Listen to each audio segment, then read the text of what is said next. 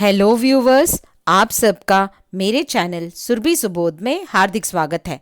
आज हम कक्षा 5 की हिंदी की पाठ्यपुस्तक गुंजन और नूतन गुंजन हिंदी पाठमाला 5 से एक कविता जिसका शीर्षक है सुमन एक उपवन के, इस कविता का भावार्थ इस वीडियो में देखेंगे।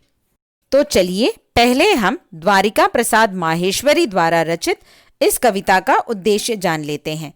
तो इस कविता का उद्देश्य है बच्चों को फूलों के माध्यम से एकता की सीख देना, बच्चों में अनेकता में एकता की भावना को जगाना, उनमें देशभक्ति की भावना को जगाना, समानता की भावना को बढ़ावा देना, बच्चों में नैतिक मूल्यों का विकास करना। कविता का मूल भाव। इस कविता में फूल के माध्यम से एकता की भावना के महत्व के बारे में बताया गया है। फूल अलग अलग रंग रूप और अलग अलग क्यारियों में होते हुए भी एक साथ एक सुंदर बगीचा बनाते हैं। उसी प्रकार मनुष्य किसी भी धर्म, जाति, रूप रंग के होने के बावजूद एक साथ मिलकर भारतवासी कहलाते हैं। तो चलिए कविता के पहले पद्यांश का भावार्थ हम जान लेते हैं। हम सब सुमन एक उपवन के, एक हमारी धरती सबकी, जिसकी मिट्टी में जन्मे हम, मिली एक ही धूप हमें है, सींचे गए एक जल से हम, पले हुए हैं झूल झूल कर, पलनों में हम एक पवन के, हम सब सुमन एक उपवन के। कवि ने फूलों के माध्यम से हम इंसानों को मिलजुल कर रहने की सीख दी है। तो कवि कहते हैं कि हम सब एक ही उपवन के फूल हैं तथा हमारी धरती भी एक ही है जिसमें हमारा जन्म हुआ है। हम सभी को सूरज एक समान रोशनी और धूप प्रदान करता है। नदी एक समान हमें अपना जल प्रदान करती है और एक ही हवा हमारा पालना झुलाती है। तो यहाँ यह बताया गया है कि फूलों के साथ धरती, सूरज, नदी और हवा किसी भी तरह का भेदभाव नहीं करते हैं। कविता के दूसरे पद्यांश का भावार्थ।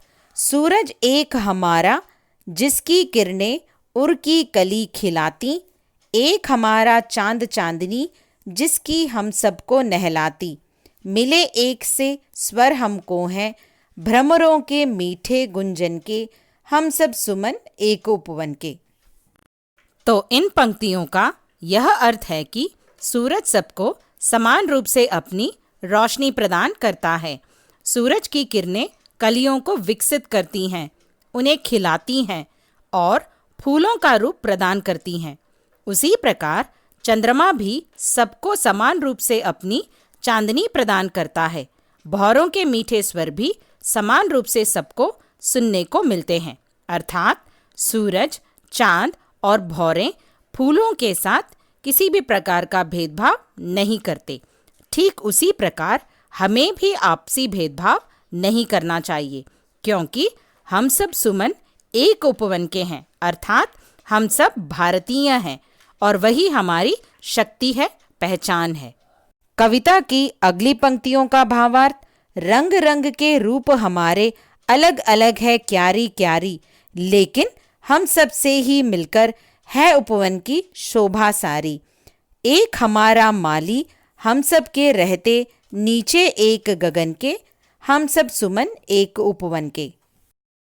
तो इन पंक्तियों का यह अर्थ है कि फूल कई रंगों के होते हैं और अलग अलग क्यारियों में खिलते हैं, लेकिन जब ये एक साथ मिलते हैं तो मिलकर उपवन की शोभा बढ़ाते हैं। इन फूलों की रखवाली करने वाला माली भी एक है और ये मिलकर एक ही आकाश के नीचे रहते हैं।